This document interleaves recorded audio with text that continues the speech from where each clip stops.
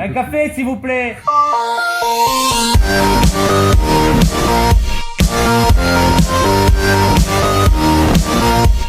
Merci en tout cas de me recevoir. Mais non, mais c'est surtout merci à toi de nous recevoir. Avec grand plaisir. Donc, est-ce que tu peux d'abord te présenter? Mais je m'appelle Jerry, j'habite à Pau dans le 64, la plus belle ville de France.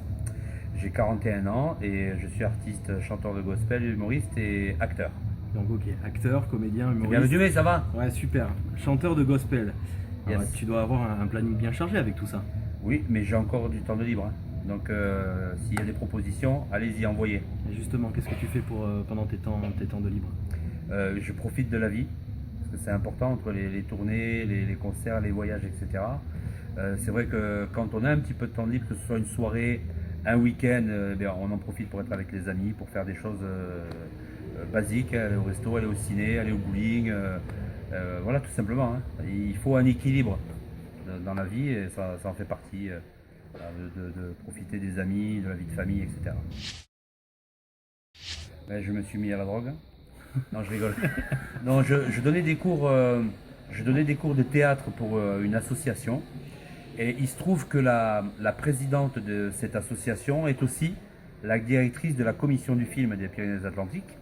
Donc elle a eu une proposition de demande de profil par une réalisatrice qui s'appelle Axel Roper de Paris, qui faisait un remake d'un des films de Woody Allen avec Valérie Benguigui, François Damiens et Jean-Luc Bidault et Jacques-Christophe Bouvet. Et donc elle m'a mis sur l'audition, m'a mis sur le casting. J'ai passé le casting et à partir de là, quand on est dans le fichier du cinéma après, quand votre profil correspond à la demande, je suis régulièrement appelé pour des films, des téléfilms en tant qu'acteur, comédien, figurant et assistant de réalisateur aussi. Voilà, tout simplement. Et donc là, on parle donc d'acteur, comédien, humoriste. Dans quel lieu tu joues généralement? Mon one-man show, je fais les premières parties. J'ai fait la première partie de Roland McDan, j'ai fait la première partie du film La Grande Boucle au cinéma Le Méga CGR avec la présence de l'acteur Clovis Cornillac. Je fais des plateaux d'humoristes aussi sur lesquels j'interviens. Et puis après je joue dans tous les théâtres, cafés-théâtres, tout ce qui m'est proposé en fait, dans toute la France. Quoi. Donc dans ce domaine d'humoriste, est-ce que tu as peut-être des dates prochaines, futures? Alors là, le 21 novembre, dans la région du 64, à Sercasté exactement. Sercasté. Ouais. Dans le 64 à l'Hacienda. C'est une jolie salle de spectacle qui vient de naître. Et donc je jouerai à 20h30 le 21 novembre mon spectacle. C'est une très bonne question. On ne me la pose pas forcément systématiquement et c'est bien dommage. Parce que c'est un élément, c'est un passage très important de ma vie. Il y a 14 ans de ça, je suis passé par des moments très difficiles. Qui m'a amené à vouloir mettre fin à ma vie, mettre fin à mes jours. Et puis j'ai rencontré quelqu'un qui m'a parlé de la foi, qui m'a parlé de Dieu, et qui m'a dit pourquoi pas essayer. Et c'est vrai que ça peut paraître utopique, ça peut paraître lointain, Dieu, la foi, etc. Ça peut paraître un petit peu à l'eau de rose aujourd'hui, un peu bisounours on va dire. Mais quand on est au fond du trou, qu'on a décidé de mettre ça à sa vie, c'est qu'on n'a plus rien qui nous raccroche. Et j'ai dit pourquoi pas essayer. Et j'ai essayé, j'étais tout seul dans ma voiture avant de vouloir mettre fin à ma vie. Et puis j'ai parlé à Dieu, j'ai dit à Dieu, si vraiment ce qu'on m'a dit est vrai, si tu existes, si c'est pas une légende, si c'est pas une philosophie ou je sais pas quoi, viens faire connaissance avec moi. Et ça c'est fait. Ça c'est fait. Et depuis, ma vie a complètement été changée. Et puis depuis ce jour-là, j'ai décidé aussi d'utiliser les talents, les capacités que j'avais pour partager au travers du gospel ce message d'amour que j'avais reçu ce jour-là de la part de Dieu et montrer aussi aux autres que c'est possible de faire cette rencontre personnelle avec lui. Voilà. Et si tu devais en garder qu'un de ces métiers, lequel ce serait? Alors, c'est comme me demander de choisir entre mon père et ma mère. Moi c'est tout ça, j'ai toujours fait, depuis tout petit j'ai toujours chanté, joué la comédie, ça a toujours fait partie de moi. Et ma mère, quand elle m'a appelé Jerry, parce qu'elle-même quand elle était jeune, elle était fan de l'humoriste Jerry Lewis.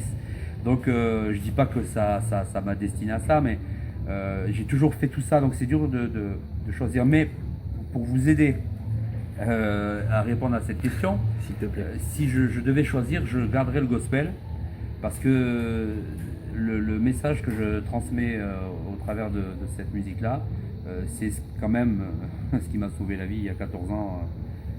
Voilà, c'est quand même important. Donc j'ai envie de dire, si je devais garder quelque chose pour rendre hommage à Dieu, ça serait le gospel. Et pour notre site web, donc A Word With Me, tu as carte blanche. Tu peux faire ce que tu veux. Attention, je veux que tu restes habillé et dire ce que tu veux. Le café! Allez voir les spectacles vivants. Allez voir les artistes et dites-vous bien et soyez convaincus que tout ce qui est bon ne se trouve pas forcément à la télévision. Yannick. Noah? Non, pas du tout. Non.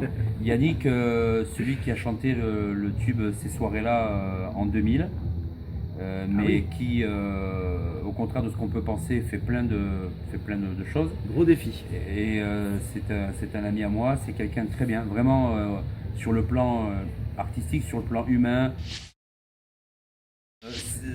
Alors l'association moi qui me tient à cœur s'appelle la Soupe de Nuit 64.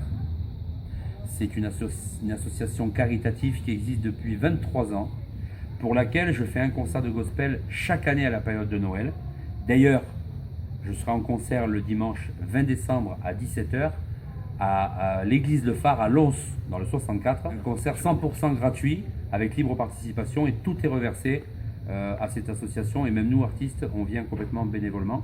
Et c'est une association qui sert 16 000 repas par hiver, et qui est assuré par 120 bénévoles. Et j'ai envie de vous dire que là aussi, à la télévision, on parle toujours des mêmes du Téléthon, les Restos du Cœur. Ok, c'est bien tout ça, mais il faut penser aussi aux petites associations caritatives qui font les mêmes démarches et qui font un super gros boulot et qui ne sont pas forcément aidés, tout ça. Donc moi, en tant qu'artiste et en tant que chrétien aussi, mon cœur va pour cette association local caritatif.